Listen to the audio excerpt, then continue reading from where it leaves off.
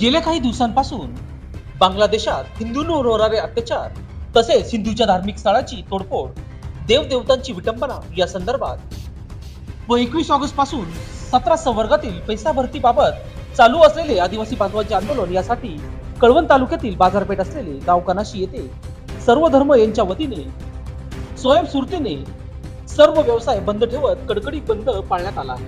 या बंदला कोणत्याही हिंदुत्ववादी संघटना व राजकीय पक्ष यांचा पाठिंबा नसून कनाशी ग्रामस्थांनी स्वयंस्फूर्तीने हा बंद पाळला होता। नाशिक येथे उपोषणाला तरुण बसलेले आहेत, त्याच अनुषंगाने त्यांना देखील कनाशी ग्रामस्थांनी पाठिंबा देत दिनांक 24 ऑगस्ट रोजी कनाशी बाजारपेठ कडकडीत बंद ठेवले आहे।